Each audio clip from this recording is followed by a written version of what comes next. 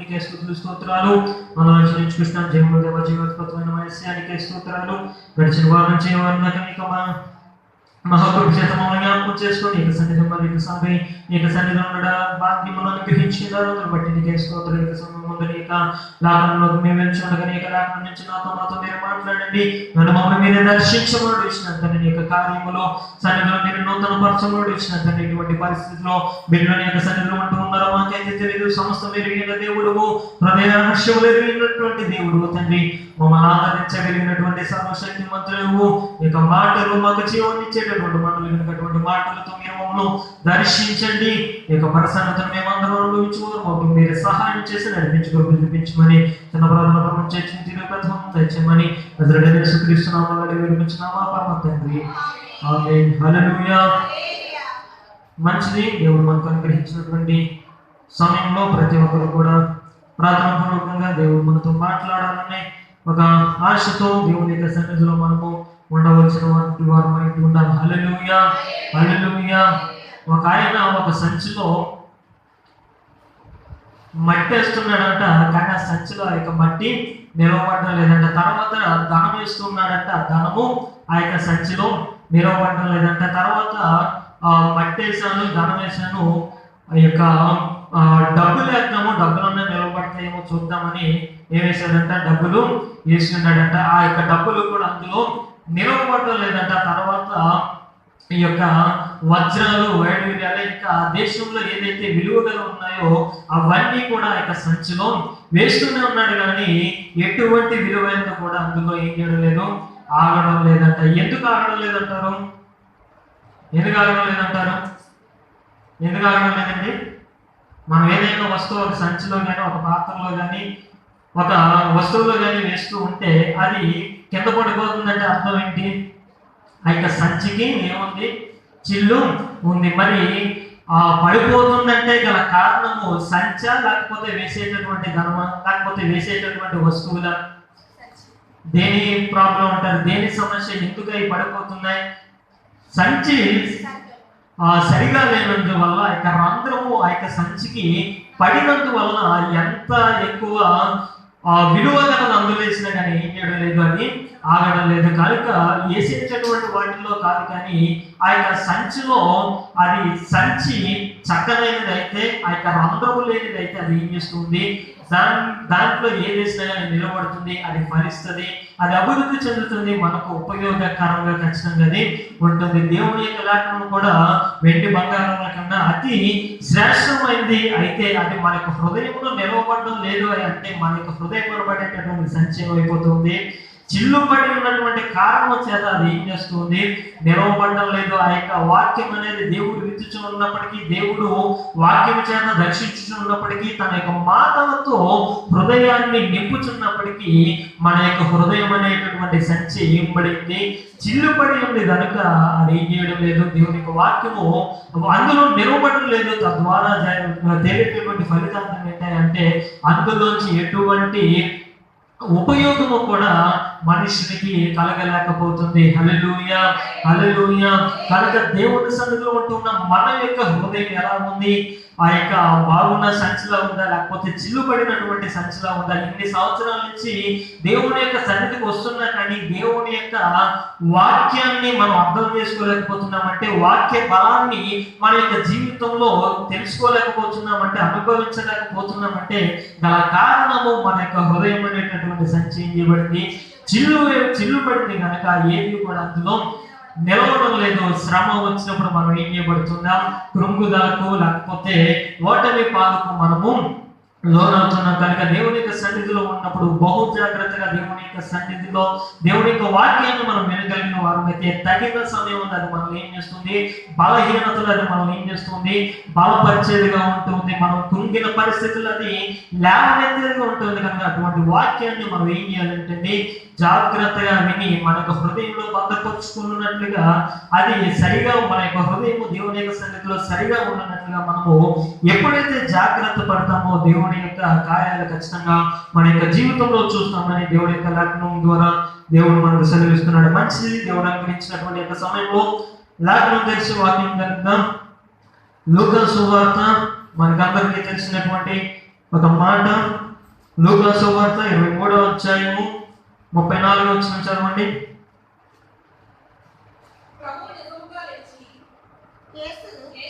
23వ అధ్యాయము 34వ వచనం చదవండి. యేసు, తండ్రి వీరేమి చేయుచున్నారో వీరెరుగరు గనుక వీరిని క్షమించమని చెప్పాను. చాలండి. హల్లెలూయా, హల్లెలూయా. ఇక్కడ లేఖనాన్ని మనం పరిశీలించినట్లయితే ఒక వాక్యము మనందరికీ పరిచయం ఉన్నటువంటి అనేక మార్లు మనం విన్నటువంటి వాక్యం ఉంటుంది. ఈ యొక్క వాక్యం ఇప్పుడు మనం ధ్యానించుకుంటామండి. యేసు ప్రభువు వారి సిలువ వేయబడినటువంటి దినములో ఆ యొక్క సిలువ ధ్యానపు ఆ యొక్క దినాన్ని మనం ఏం చేసుకుంటాం? ఈ యొక్క వాక్యాలని దేవుడు శిలువ మీద పలికినటువంటి 7 మాటలను మనం ఏం చేసుకుంటాం? ధ్యానించుకుంటాం. ఆ యొక్క 7 మాటల్లో ఇది మొట్టమొదటి మాట ఉంటుంది. అనేకమైన శ్రమను అనుభవించినటువంటి దేవుడు, ఆ యొక్క దెబ్బలను అనుభవించినటువంటి దేవుడు, ఆ యొక్క యేసు ప్రభువును ఏం చేసుకున్నారు? శిలువ పైన వేలాడుతూ ఆయన అంటున్న మంచి మాట ఏంటండి? తండ్రి వీరేమి చేయించున్నారు వీరెరుగరు కనుక వీరిని క్షమించుమని చెప్పారు. దేవుని యొక్క గొప్ప మనస్సు, ప్రభువు యొక్క గొప్ప మనస్సు, ఆయన యొక్క లోకంలోకి వచ్చినటువంటి ఆ యొక్క బాధ్యత లేకపోతే ఆ యొక్క ఉద్దేశము కూడా ఈ యొక్క మాటలు ఏం చేస్తుంది?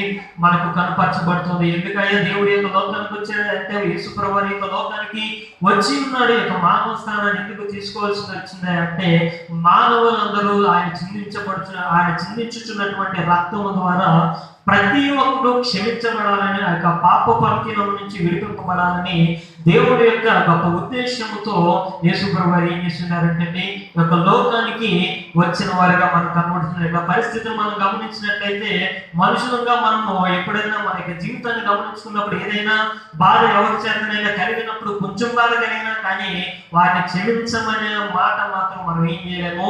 సహజంగా మన యొక్క నోటమ్మట రాదు. కానీ ఏ మాట వస్తూ ఉంటది? దేవ ఎలాగైనా సరే కానీ వారి యొక్క పరిస్థితి, వారి యొక్క గతి ఏంటో నువ్వు చూడాలి, వారిని ఖచ్చితంగా నేను శిక్షించాలి. నేను నమ్ముకున్నాను, వాళ్ళు నేను నమ్ముకోలేదు, కానీ వారు నా మీద పడుతున్నారు, నువ్వు ఎలాగైనా శిక్షిస్తావా లేదా అని దేవుడు మనం ఏం చేస్తూ ఉంటాం? ప్రాధాయపడుతూ ఉంటాం. లేకపోతే ఇతరులు శిక్షించమని దేవుణ్ణి అడుగుతూ ఉంటాం. అయితే అన్ని శ్రమలు అనుభవించినా కానీ, అన్ని కొరడా దెబ్బలు అనుభవించినా కానీ, రక్తం ఏరులై పారుతున్నా కానీ, దేవుడు యేసు ప్రభువు ఆయన శిలువ మీద ఉండి పలికినటువంటి గొప్ప మాట ఏంటంటే, వీరేమి చేస్తున్నారు వీరెరుగరు కనుక దయతో వీరిని ఏం చేయాలి?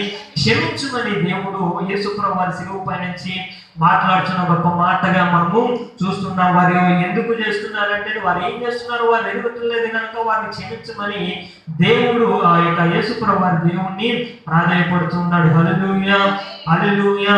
అయితే ఇక్కడ కూర్చున్న మనం అందరము ఇక్కడ ఆలోచించవలసింది ఏంటంటే, మనం ఏం చేస్తున్నామో మనము ఎరిగి ఉన్నామా లేదా అన్నది మనము జ్ఞాపకం చేసుకోవాలి. హల్లెలూయా.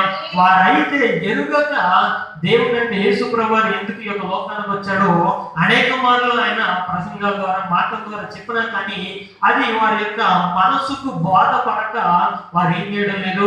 యేసు ప్రభువుని సిలువ వేసినట్టుగా మనము చూస్తూ ఉన్నాం. ఆ యొక్క దేవుని యొక్క చిత్తానుసారంగా నడవడము మనం చూస్తూ ఉన్నాము. దేవుణ్ణి యేసు ప్రభువుని సిలువ వేయడానికి కారణం ఏంటంటే అని చెప్తున్నారు. వారు ఏం చేస్తున్నారు వారికి తెలియదు. ఈ యొక్క కుమారుడైన నన్ను ఏం చేస్తున్నారు?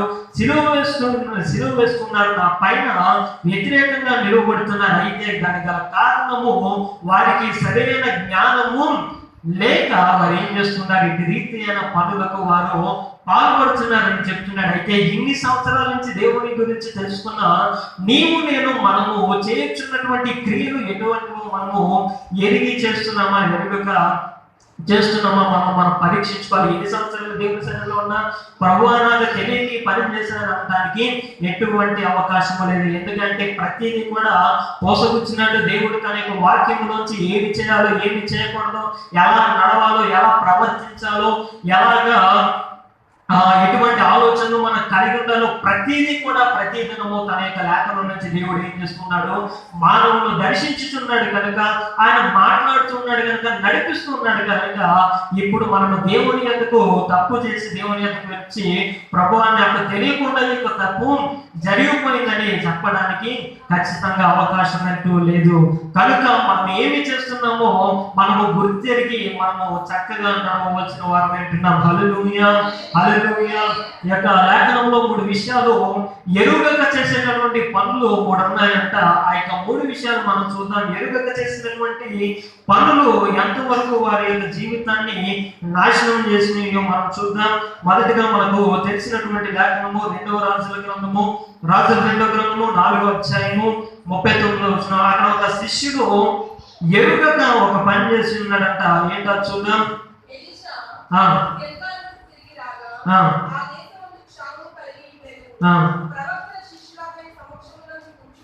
ప్రవక్త శిష్యులు ఆయన సమక్షమందు కూర్చుని ఉండగా అతడు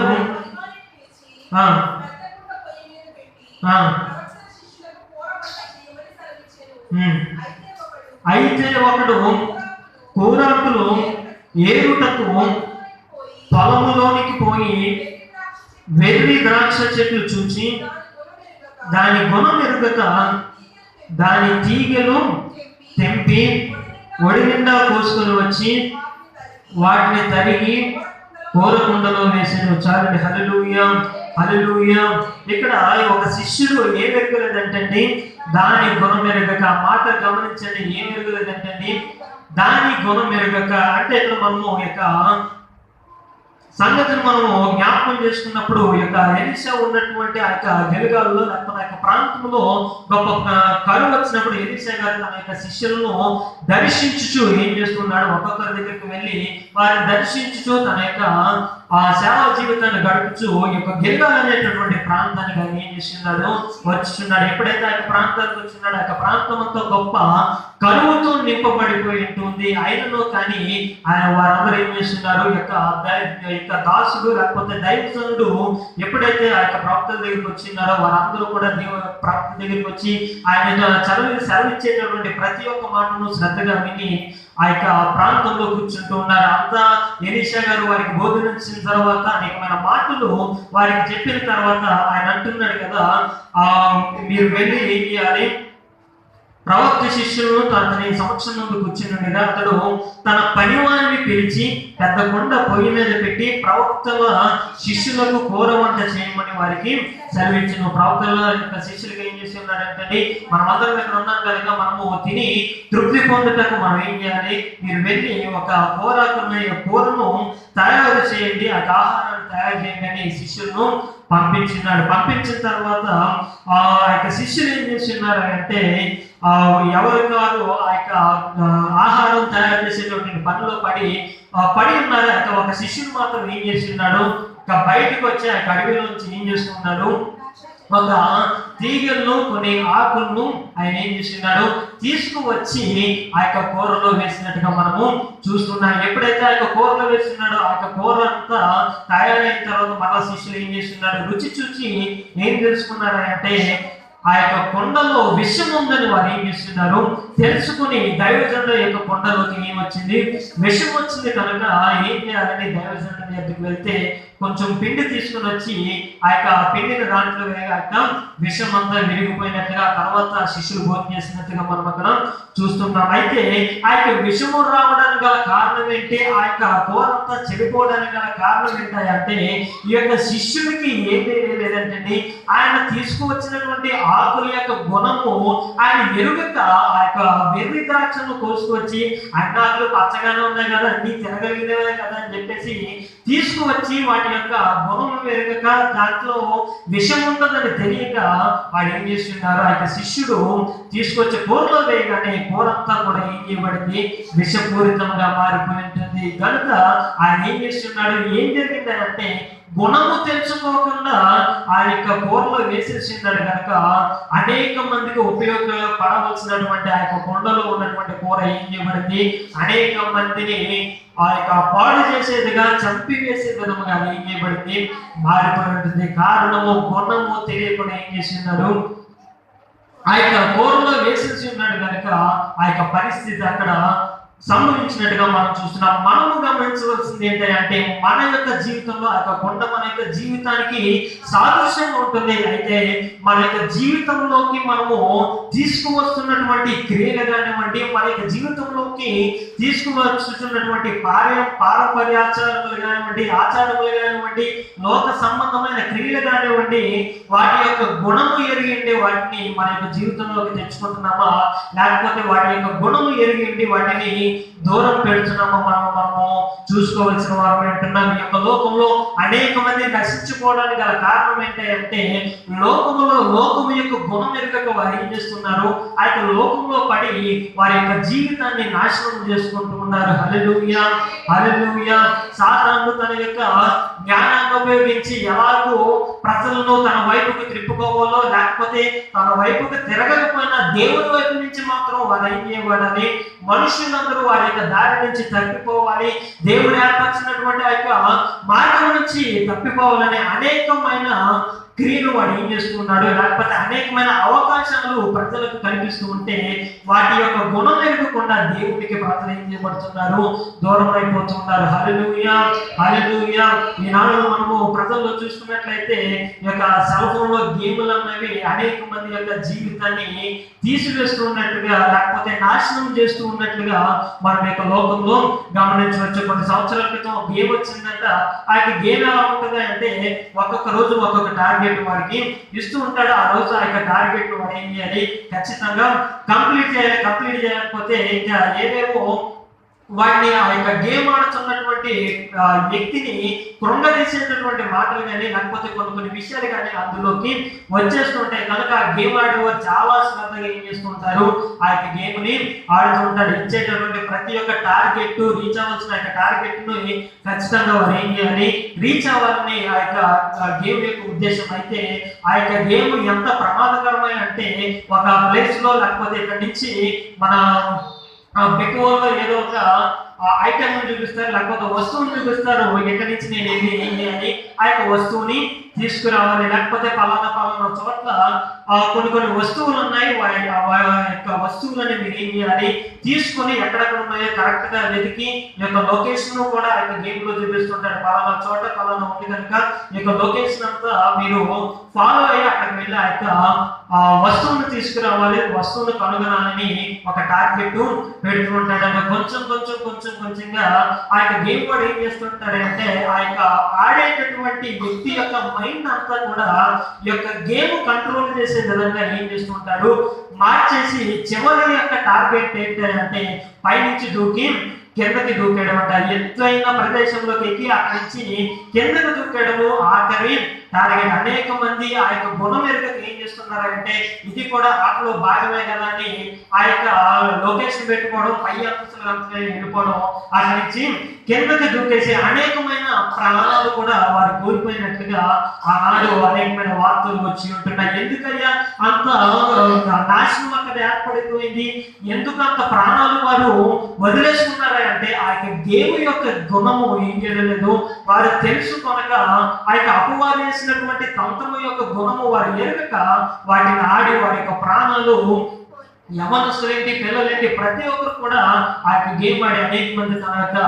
ప్రాణాలు కోల్పోయినట్లుగా ఈ యొక్క ప్రాణాలు పోతున్నాయని తెలుసుకున్న తర్వాత గవర్నమెంట్ ఆ యొక్క గేమ్ ని బంద్ చేసిందని వచ్చింది. అయితే ఆ యొక్క గేమ్ యొక్క గుణము తెలియక, సాతానుడు వేసేటటువంటి ఆ యొక్క పరిస్థితులు తెలియక వారు ఏం చేస్తున్నారంటే వారి యొక్క మైండ్ అంతా దాని మీద పెట్టి వారి యొక్క జీవితాన్ని వారు పాడు చేసుకున్నట్లుగా మనం చూస్తున్నాం. ఎందుకంటే వారు ఆ యొక్క గుణమును ఎరుగక అనేక పర్యాయములు మన యొక్క జీవితంలో జరుగుతున్నటువంటి క్రియల యొక్క గుణములు కూడా మనం ఏం చేసుకోము, తెలుసుకోక పర్లేదులే కదా, ఇదే కదా, ఈ యొక్క సమయమే కదా మనం వెళ్తున్నాం, లేకపోతే ఈ యొక్క సమయమే కదా దీని కొరకు కనబడుచున్నామని ఏదో ఒక కారణం చెప్పి దేవునికి దూరం అయిపోయేటటువంటి క్రియలన్నీ మనం చేస్తూ ఉన్నట్లుగా మనం చూస్తున్నాం. హల్లెలూయా, హల్లెలూయా.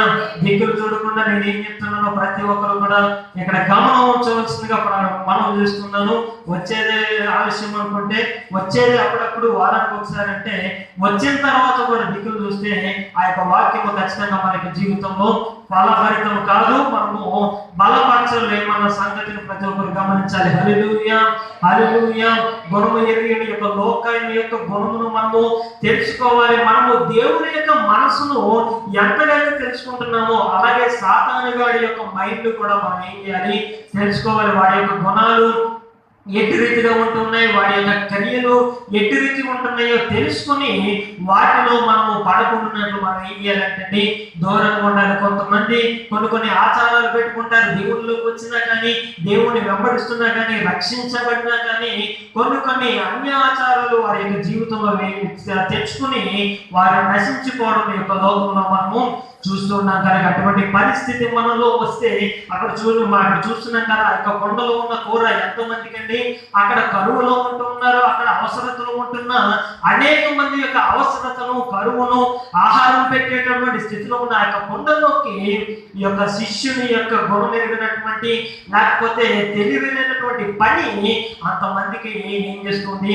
ఆది తెచ్చేట్టుగా ఉంటుంది. దేవుడు కూడా మన యొక్క లోకంలో దేవుడు మనల్ని ఎలా నిర్మించాడంటే మనం ఎవరైనా అంటున్నాడు, ఈ యొక్క లోకానికి మనం వెలుగుగాను ఈ యొక్క లోకానికి మనము ఎలా ఉంటున్నాం, ఉప్పుగాను అనేక మందికి ప్రయోజనకరంగాను దేవుడు మనల్ని సృష్టించినాడు. అయితే దేవుడు సృష్టించిన లేకపోతే దేవుడు ఇచ్చినటువంటి ఆ యొక్క మహిమను మనం కోల్పోయి గుణము తెలుసుకోకుండా అనేకమైన మన యొక్క జీవితంలో అనేకమైన క్రియలు, అనేకమైన ఆచారాలు, అనేకమైన పద్ధతులు, అన్యాయ విషయంలో అన్ని కూడా మన యొక్క జీవితంలో తీసుకువచ్చి మన యొక్క జీవితాన్ని విషపూరితం మనం ఏం చేసుకుంటున్నాం, చేసేసుకుంటాం. ఏదో కారణం చెప్పి దేవుని యొక్క సన్నిధిని ఎగ్గొడుతున్నామంటే దానికి కారణం ఏంటంటే సాతానుడు మన యొక్క జీవితంలో మన యొక్క హృదయంలో ఏం చేస్తున్నాడు, బీజం నాటి వేస్తున్నాడు. ఆ యొక్క బీజం యొక్క గుణము మనం ఎరుగక మనం ఏం చేస్తున్నాం, వాడికి లోబడిపోతున్నాం. ఈ యొక్క లోకంలో మనం అనుకుంటూ ఉంటాం ఆ దేవుని మాట వినకపోతే ఏంటంటే సాతాను గాడి యొక్క మాట మనం అలాగే వింటలేదు కదా, మన యొక్క జీవితంలో మన యొక్క సొంత ఆలోచనలే కదా మనము నడిపిస్తున్నాం, పర్వాలేదు కదా అని అనేక మంది అనుకుంటారు. అయితే దేవుని యొక్క లేఖనం చదివిస్తుంది ఏంటంటే మనము దేవుడిని అనుసరించకపోతే ఖచ్చితంగా మనం ఎవరిని అనుసరిస్తున్నట్టే సాతాను యొక్క కుయుక్తుల్లో లేకపోతే వాడి యొక్క మార్గాలను మనము అనుసరించుతున్నట్టే. ఐదరు మనము దేవుని మార్గాలను అనుసరించాలి, అనుసరించకపోతే ఖచ్చితంగా మనం ఐదులో నడుస్తున్నట్టు అనమాట. సాతాను గాడి యొక్క మార్గంలో మనం ఏం చేస్తున్నాం, నడుచుతున్నామన్న సంగతిని మనము జ్ఞాపకం చేసుకోవాల్సిన వారు అంటున్నాం. కనుక మన యొక్క గుణం ఎలా ఉంటుంది, గుణానికి అతి ప్రాముఖ్యత ఇచ్చినటువంటి గ్రంథం యొక్క ఆ గ్రంథంలో మనము చూస్తున్నాం. హల్లెలూయా హల్లెలూయా.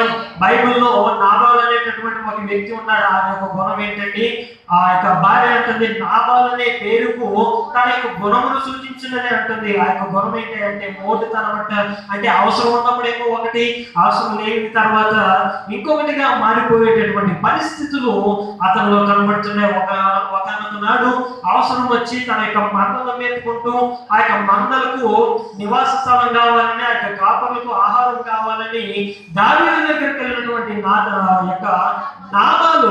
ఈ యొక్క దావీదు గారికి సహాయం కావాల్సి వచ్చి నాబాలు యొక్కకు వెళ్ళినప్పుడు ఆయన ఏం చేస్తున్నాడు, తన యొక్క గుణానికి అనుగుణంగా ఆయన ఏం చేస్తున్నాడు, మొరటితనాన్ని దావీదు గారి విషయంలో ఆయన చూపించినాడు. గొప్ప శాపానికి ఆయన ఏం చేస్తున్నాడు, గురైపోయినట్టుగా మనం చూస్తున్నాం. గొప్ప నాశనానికి ఆయన గురి కావాల్సింది. అయితే దేవుడు ఆ యొక్క నాబాలు భార్యకు గొప్ప జ్ఞానం ఇచ్చిన్నాడు కనుక ఆ యొక్క ఉగ్రత నుంచి నాబాలు యొక్క కుటుంబం ఏం చేయబడింది, ఆ యొక్క సమయంలో తప్పించబడినట్లుగా మనం చూస్తున్నాం. కనుక ఎటువంటి గుణము మనం కలిగి ఉన్నాం, అనేకులను పాడు చేసేటటువంటి గుణమా లేకపోతే అనేకులు వెలిగించేటటువంటి గుణము మనం కలిగి ఉన్నాము, మనము పరీక్షించుకోవాల్సిన వారు అంటున్నాం. పేతురు పత్రికలో మనం అంటారు కదా, ఎటువంటి గుణాన్ని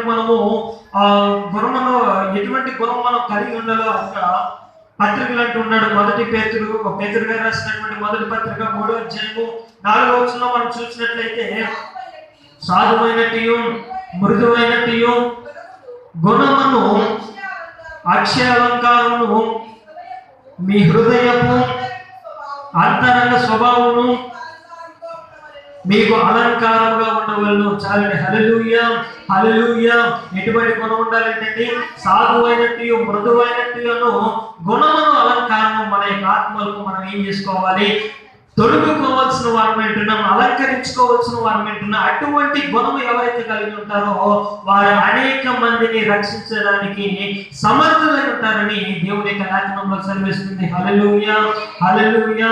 నీ కొరకు దేవుడు ఒక పరిస్థితులు నీకు పెట్టి ఉన్నాడంటే, ఒక స్థానంలో నిన్ను పెట్టి ఉన్నాడంటే, పలానా చోట నిన్ను పెట్టి ఉన్నాడంటే, నీ గుణమును ఆ యొక్క అత్యలంకారమును బట్టి అనేక మందిని, లేకపోతే నిన్ను పెట్టి ఉన్నటువంటి స్థలంలో అనేక మందిని నీ ద్వారా దేవుని యొక్క సన్నిధికి నడిపించాలని దేవుడిని ఏం చేస్తున్నాడు, ఆ యొక్క స్థలం ముందు పెట్టి ఉన్నాడు. నీవు దేవుని యొక్క సన్నిధి వాడిని ఎలా నడిపిస్తాడంటే, ఈ యొక్క సాధువైనట్టు, మృదువైనట్టు, మంచి లక్షణాలు, మంచి గుణాలు ఎప్పుడైతే నువ్వు కలిగి ఉంటావో ఆటోమేటిక్ గా ప్రజలు ఏం చేస్తుంటారు, నిన్ను చూసి నీ వెనకతల దేవుని యొక్క సన్నిధికి వస్తుంటారు. మనం ఏం చేస్తూ ఉంటాము అంటే, అన్యుల మీద వ్యతిరేకంగా ఉండి, మొరటితనము కలిగి ఉండి, లేకపోతే ఇష్టానుసారంగా గర్వాన్ని ప్రవర్తించి, ఇంకా మన యొక్క జీవితంలో మనము శాంతిని కోల్పోతూ ఉంటాం.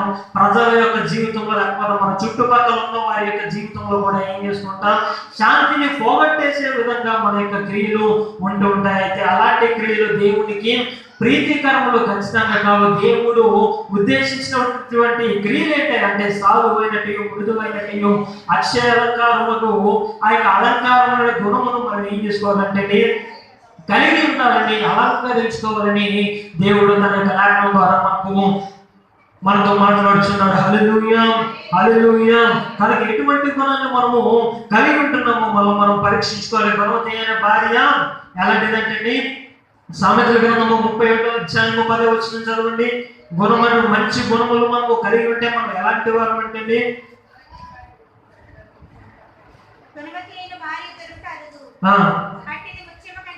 అట్టిది ముత్యము కంటే అమూల్యమైనది. ఎలాంటి భార్య దొరుకుట మంచిది అంటే, గుణవతి అయినటువంటి భార్య దొరుకుట మంచిది.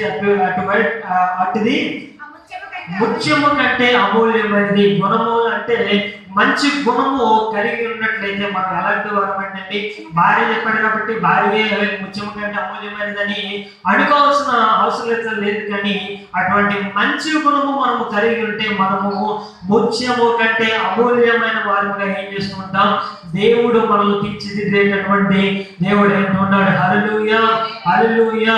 ఈ యొక్క లోకము మనను పట్టించుకున్నా, లేకపోతే మన యొక్క టాలెంట్ ని, మన యొక్క గుణమును అది చూసినా చూడకపోయినా పర్లేదు, కానీ దేవుని యొక్క సముఖమందు, దేవుని దృష్టికి మంచి గుణములు గలవారిగా మనము తీర్చిదిద్దుకుంటే మనం ఏం చేస్తామంటే, ఆయన మనల్ని తల ఎత్తేటటువంటి దేవుడు అంటున్నాడు. హల్లెలూయా, హల్లెలూయా.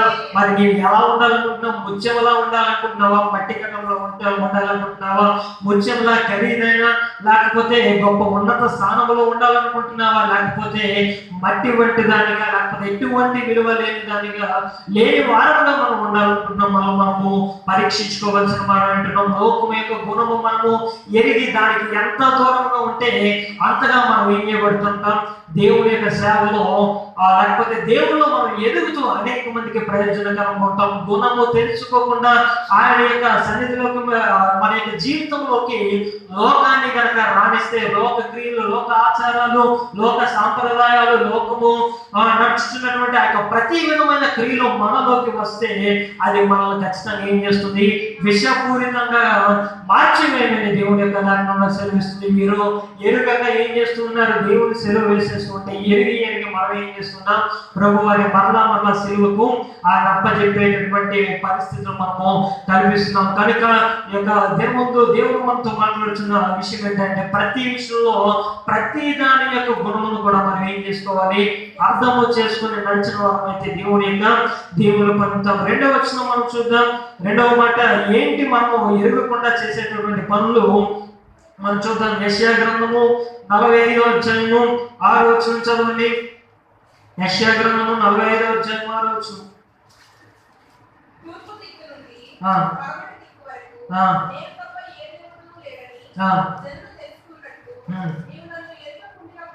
నీవు నన్ను ఎరుగకుండినప్పటికీ నేను సిద్ధపరిచితిని, యెహోవాను నేనే, నేను తప్ప మరి ఏ దేవుడును లేడు.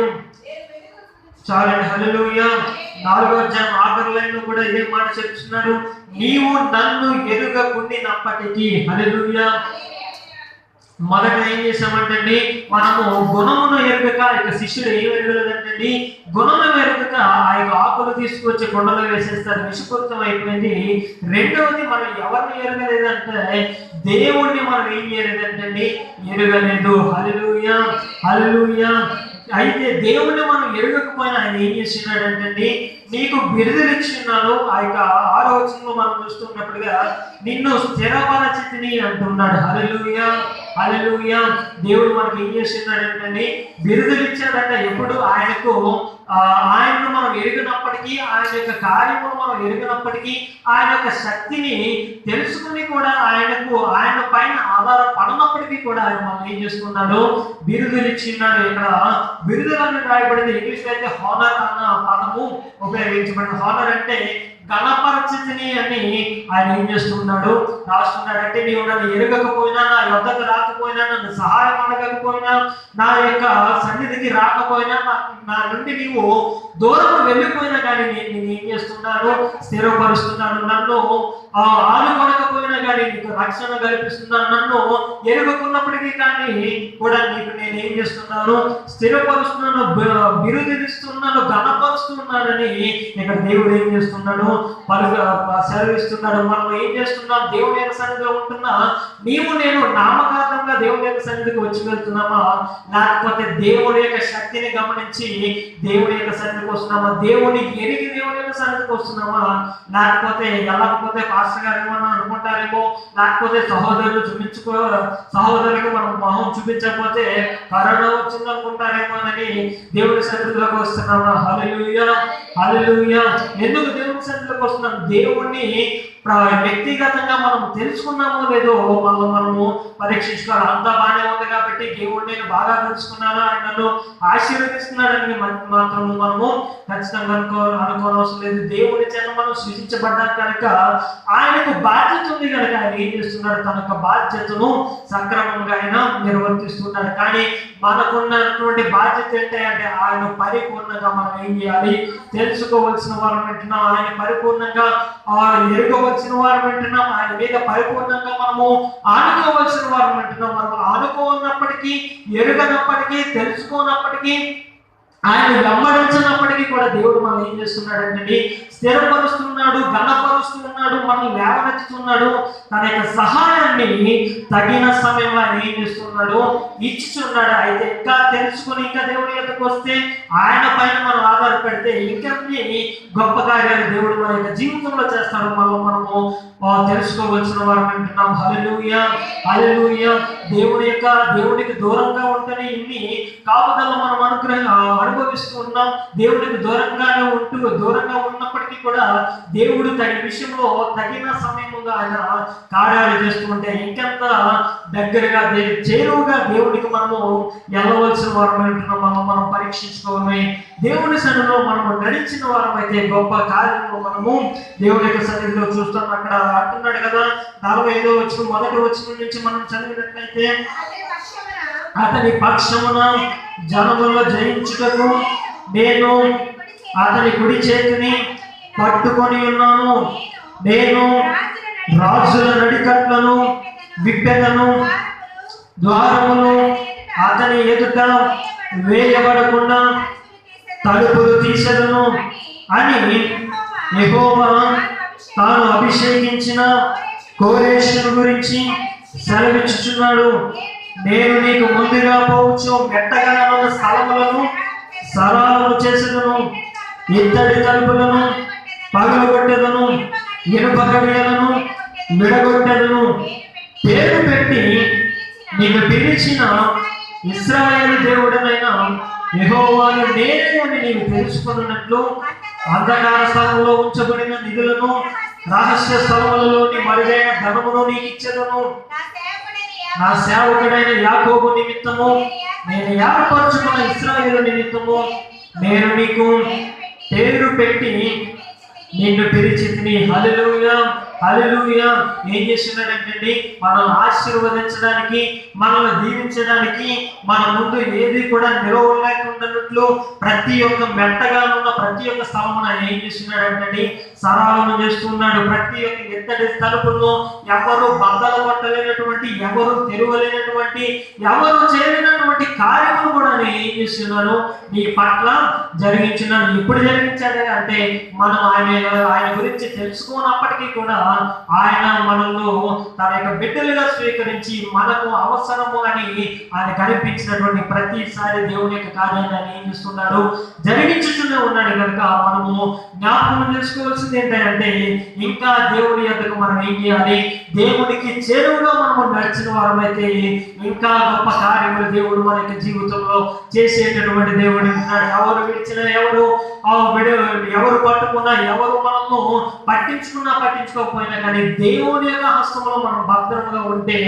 ఏ నరుడు కూడా మనం ఏం చేయడండి, వ్యతిరేకంగా నిలవబడలేడు. ఏ నరుడు కూడా, ఏ శక్తి కూడా మనం జయించలేదని దేవుని యొక్క నాటకంలో మనం చూస్తున్నాం. హల్లెలూయా, హల్లెలూయా. ప్రతిదాన్ని మనకు అనుకూల పరిచినటువంటి దేవుడు, దేవునికి కావాల్సింది ఏంటంటే ఇంకా మనము దేవుని యొక్క శక్తిని అడిగి ఆయనకి ఇంకా చేరువ కావాలని దేవుడు కోరుకుంటున్నాడు. మరి దేవుని యొక్క కార్యములు, దేవుని యొక్క క్రియల్లో ఆయన యొక్క ఆశ్చర్య కార్యములు అనుభవిస్తున్న నీవు నేను దేవునికి దూరం అయిపోతున్నామా, లేకపోతే దేవుని ఎరుగకుండా ఇంకా మన యొక్క దుస్థితిలోకి మనం నడిపించుకుంటున్నామా, లేకపోతే దేవునికి చేరువగా వస్తున్నామా, మనం పరీక్షించుకోవాలి. మనము దేవుని ఎరుగక ఉండినప్పటికీ దేవుడు ఏం చేస్తున్నాడు, మనము స్థిరపరుస్తున్నాడు, మనకు బిరుదులిస్తున్నాడు, ఆయన మనల్ని గణపరుస్తున్నాడు. కనుక ఇంకా చేరుకుంటే గొప్ప కార్యాలు మనం ఏం చేస్తుంటాడు అంటే దేవుడు జరిగించేటటువంటి దేవుడు అంటున్నాడు. హల్లెలూయా, హల్లెలూయా. ఆఖరికి ఒక మాట చెప్దాం, ఇంకా మనము ఎరగనటువంటి ఒక కాలం ఉందంట. అదే కాలం చూద్దాం. మనం చదువుకున్నటువంటి లూకా సువార్త 19వ అధ్యాయము 43వ వచనం చదవండి. లూకా సువార్త 19వ అధ్యాయం 43వ వచనం. ప్రభువు నిన్ను దర్శించిన కాలము నీవు ఎరుగకుంటివి కనుక. చాలండి. హల్లెలూయా, హల్లెలూయా. ఇక్కడ అంటున్నాడు మూడవదిగా, ఇక్కడ మనం ఏమరగలేదంటే ప్రభువు మనల్ని దర్శించినటువంటి కాలం మనం ఏం చేయలేదంటే ఎరగకున్నాము. దేవుడి యొక్క వాక్యం ద్వారా అనేక రీతిగా దేవుడు మనం దర్శించినప్పటికీ, మనతో మాట్లాడినప్పటికీ యొక్క కార్యం యొక్క జీవితంలో చేయాలంటే ఈ యొక్క పరిస్థితి నీలో ఉంటే యొక్క తగిన కార్యం నేను చేస్తానని దేవుడు ఎంతగానో దేవుడు మనతో మాట్లాడినప్పటికీ కూడా ఆ యొక్క క్షేమకరమైనటువంటి పరిస్థితులు మనం ఏం చేసుకున్నామంటే వదిలేసుకున్నామని మనం చూసినట్లయితే ఆ యొక్క పట్టణముల గురించి 47వ వచనం నుంచి మనం చదివినట్లయితే అనేక విషయాలకు రాయబడి ఉంటున్నాయి. ఆయన పట్టణంలోకి సమీపించినప్పుడు దానిని చూచి దాని విషయమే ఏడ్చి నీవును ఈ నీ దినమందైనను సమాధాన సంబంధమైన సంగతులను తెలుసుకుని ఎడల నీకెంతో మేలు. కానీ ఇప్పుడవి నీ కన్నులకు మరుగు చేయబడి ఉన్నవి. ప్రభువు నేను దర్శించిన కాలము నీవు ఎరుగుకుంటేవి గనక నీ శత్రువును నీ చుట్టూ గట్టు కట్టి ముట్టడి వేసి అన్ని ప్రక్కలను నిన్ను అరికట్టి నీలో ఉన్న నీ పిల్లలతో కూడా నిన్ను నేల కలిపి నీలో రాతి మీద రాయి నిలిచి ఉండనియని దినములు వచ్చుచున్నవని చెప్పాను. హల్లెలూయా, హల్లెలూయా. దేవుడు దర్శించున్నాడంటే ఎటువంటి దినములతో దర్శించున్నాడంటే సమాధానకరమైన సంగతులు కలిగినటువంటి దినముల ద్వారా దేవుడు మనం ఏం చేస్తున్నాడంటే దర్శించున్నాడు. గొప్ప ఆరోగ్యంతో దేవుడు మనం ఏం చేస్తున్నాడు, దర్శించున్నాడు. గొప్ప సౌభాగ్యాలతో దేవుడు మనం దర్శించున్నాడు. ఆయన యొక్క వాక్యము ద్వారా మనము శాంతి సమాధానంలోకి నడిపించడానికి ఆయన ఏం చేస్తున్నాడు, మనల్ని దర్శించుంటే మనం ఏం చేస్తున్నామంటే ఆ యొక్క ఆరోగ్యం ఇచ్చినప్పుడు మన యొక్క ఆరోగ్యాన్నంతా లోకానికి విచ్చలవిడిగా ఖర్చు చేసి మన యొక్క ఆరోగ్యాన్నంతా లోకానికి దారపోసి ఇప్పుడు శ్రమ అనుభవించేటప్పుడు దేవుని యొక్క సన్నిధికి రాలేనటువంటి పరిస్థితులు మనకు వచ్చిన. అందుకంటున్నాడు కదా, నిన్ను దర్శించిన కాలము, నీతో మాట్లాడిన కాలము, నిన్ను దేవుని యొక్క సన్నిధికి నడిపించిన కాలము నీవు ఏం చేసుకోలేదు, ఎరగకున్నావు, దేవునికి లోబడకున్నావు, దేవుని యొక్క సన్నిధికి రాకున్నావు. కనుకనే నీ జీవితం ఎలాగ తయారైంది అంటే నీ శత్రువులు నీ చుట్టూ ఏం చేస్తున్నారు, గట్టు కట్టి ఉన్నారు. అంటే నీకు ఇంకా విశాలత లేకుండాన్నట్లు, నీ యొక్క సరిహద్దు ఇంకా విశాలపరచబడకుండాన్నట్లు నీ శత్రువులు ఏం చేస్తున్నారు, నీ యొక్క సరిహద్దులని ఆక్రమించి నిన్ను ఇరుకన పడేసినటువంటి పరిస్థితులు నీకు సంభవించినాయి. సమాధానకరమైన సంగతులను నీకు తెలియజేసినప్పుడు నీవు నా మాట విని నా యొద్దకు రాలేదు కనుక శత్రువులు నీ పైన ఏం చేస్తున్నారు, జయాన్ని చూస్తున్నారు. శత్రువులు నీ పైన తిరుగుబడుతున్నారని ఇంకా ఏమంటున్నాడండి, అన్ని ప్రక్కల్లో నేను ఏం చేస్తున్నాడు, అది కట్టినాడు. ఏ ప్రక్క నుంచి కూడా ఆశీర్వాదం నీకు రాకుండా సాతానుడు ఏం చేస్తున్నాడంటే నిన్ను బంధించేస్తున్నాడు. తన యొక్క క్రియలతో, తన యొక్క శక్తితో వాడు ఏం చేస్తున్నాడు, ఇంకా దేవుని యొక్క కార్యములు మన యొక్క జీవితంలో మనము చూడకుండానంతగా వాడు మనం ఏం చేస్తున్నాడు, బంధించేస్తున్నాడు. అన్ని ప్రక్కలు చుట్టూ గట్టు కట్టి ముట్టడి వేసి అన్ని ప్రక్కలు నిన్ను అరికట్టి నీలో ఉన్న నీ పిల్లలతో కూడా నిన్ను ఏం చేస్తున్నాడు, నేల కలిపి వేసి ఉంటున్నాడు. మనము దేవుడు దర్శించినటువంటి కాలాన్ని ఎరిగి ఆయన వద్దకు వస్తున్నామా, లేకపోతే ఎరుగక ఆ యొక్క సమాధానం నుంచి దూరం అయిపోతున్నామా? అనేకమైన పరిస్థితులు మన యొక్క జీవితంలో ఏర్పడుతున్నాయంటే, అనేకమైన శ్రమలు మనం ఎదుర్కొంటున్నామంటే దేవుడు సమాధానం ఇచ్చినటువంటి కాలాన్ని మనం ఏం చేస్తున్నాం, సమాధానాన్ని, శాంతిని, ఆరోగ్యాన్ని మనము ఆ దేవుడు మనకు అనుగ్రహించినప్పుడు, ఆరోగ్యంతో దేవుడు మనం దర్శించినప్పుడు ఆయన యొక్క సన్నిధిని మనకు ఏం చేసుకోలేకపోయాం, మనం సమర్పించుకోలేకపోయినా ఆయన యొక్క మార్గంలోకి మనము వెళ్ళలేకపోయి ఉంటున్నాం. కనుకనే ఇప్పుడు మన యొక్క శ్రమ దినములు ఏం చేయబడుతున్నాయి, ప్రారంభించబడుతున్నాయి. అనేక మంది యొక్క కరోనా నుంచి బయటపడాలనేటువంటి పరిస్థితి ఎందుకయ్యా అంటే దేవుని యొక్క మాట వినలేక. యొక్క పోయిన శుక్రవారం జరిగినటువంటి ఆ యొక్క మరణాన్ని మనం అందరికీ తెలుసు. అనేకమైన పాటలు క్రైస్తవానికి అందించినటువంటి వ్యక్తిగా ఉంటున్నప్పటికీ కూడా ఆ యొక్క పాటలు ఆయన ఏం చేయలేకపోయిన దేవుని ఎందుకు నడిపించేట్టుగా ఆ యొక్క పాటలు అనేక మందిని ప్రభావితం చేసినా కానీ ఆ యొక్క పాట ద్వారా ఆయన ఏం చేయలేకపోయాడు, ప్రభావితం చెంది దేవుని యొక్క సన్నిధికి రాలేకపోయాడు. ఒక స్టీవెన్సన్ గారి పాట కూడా ఆయన పాడి ఉంటున్నాడు. కడవరి ఆ దినముల గురించినటువంటి ఒక గొప్ప పాట ఆయన రాసి ఉంటున్నప్పటికీ కూడా, పాడి ఉన్నప్పటికీ కూడా ఆ యొక్క స్థితిగతులను తెలుసుకొనక దేవుని యొద్దకు ఆయన ఏం చేయలేదు, రాలేదు. తన యొక్క అన్య జీవితాన్ని అలాగే గడిపి వేసినట్టుగా. ఎంతో మంది ఉన్నా కానీ వారు ఎవరైనా ఇప్పుడు తన యొక్క ప్రాణాన్ని రక్షించగలిగినారంటే ఎవరు రక్షించలేరు. దేవుని పైన ఆధారపడినట్లయితే ఆ యొక్క పరిస్థితి అలా మనకైతే తెలియదు. కానీ మనము దేవుడు మనకు క్షేమాన్ని అనుగ్రహించినంత కాలము, దేవునికి ఎంత చేరువుడు ఉంటామో, ఆయన మనం దర్శించినంత కాలము మనం ఎరిగి ఆయనకు లోబడి ఉంటాము. మన యొక్క జీవితంలో సమాధానము చూసేటటువంటి పరిస్థితి దేవుడు తీసుకొచ్చేటటువంటి దేవుడు ఏంటున్నాడు. హల్లెలూయా. యెరూషలేముకైతే ఆ యొక్క సమాధాన సంగతులు ఇంకా అనుభవించలేనటువంటి పరిస్థితిలో ఉన్నప్పటికీ మనకైతే దేవుని యొక్క సమాధానాన్ని, ఆయన యొక్క దర్శనాన్ని పొందేటటువంటి అవకాశం ఇంకా దేవుడు మనకి ఏం చేస్తున్నాడు, అనుగ్రహించినాడు. కనుక ఎంతవరకు ఇష్టానుసారంగా దేవుని యొక్క దర్శనము లేక, దేవుని యొక్క మాటకు ప్రభావితం కాక, దేవుని యొక్క మాటకు లోబడక ఇష్టానుసారంగా తిరుగుబడ్డము దేవుడు మరలా రెండవ అవకాశాన్ని దేవుడు మనకు అనుగ్రహిస్తున్నాడు. జరుగుతున్నటువంటి విపత్తులు చూసేనా, వచ్చుచున్నటువంటి శ్రమను చూసేనా, రోగము చూసేనా, మనము దేవుని వైపుకు పరిపూర్ణంగా తిరగకపోతే, మనం ఈ యొక్క లోకము నుంచి వేరుపడకపోతే ఆ యొక్క శ్రమలు కూడా మనము ఆవరించేటటువంటి శక్తి గలవై అవి మారబోతున్నాయి. కనుక మనము గమనించి దేవుడి వైపుకు తిరిగినట్లయితే, ఆయన దర్శించిన కాలమనే దేవుడి సన్నిధికి రాగలిగిన వారమైతే, ఆయనకు మనము సమర్పించుకోగలిగిన వారమైతే ఆయన యొక్క క్రియను మనము మన యొక్క జీవితంలో ఖచ్చితంగా చూస్తాం. కనుక యేసు ప్రభువు వారి యొక్క శిలువ మీద ఉండి పలికినటువంటి మాటకు అర్థం ఏంటంటే, వారు చేయించినది వారు ఎరుగరు కనుక దయతో క్షమించి మరలా రెండవ అవకాశాన్ని వారికి కలిగించమని, వారిని క్షమించమని తండ్రిని ప్రాధాన్యపడుతున్నాడు. ఈనాడు దేవుని యొక్క సన్నిధిలో ఉన్న నీవు నేను మరలా యొక్క దర్శన కాలం దేవుని మీరు నాకు దయచేయండి, సమాధాన కాలము నాకు దయచేయండి, ఆ యొక్క ఆరోగ్యం కలిగినటువంటి దినములు నా యొక్క జీవితంలో నేను చూసినట్లు మీరు నన్ను దర్శించండి అని దేవుని సన్నిధిలో మనము ప్రార్థించిన వారమైతే మన యొక్క కుటుంబ క్షేమాన్ని ఆయన చూసేవాడే కాక దేవుడి యొక్క రాజ్యానికి మనల్ని నడిపించేటటువంటి దేవుడు ఉన్నాడు. కనుక దేవుడు మనం దర్శించినప్పుడే, ఆయన మనతో మాట్లాడినప్పుడే దేవునికి లోబడదాం.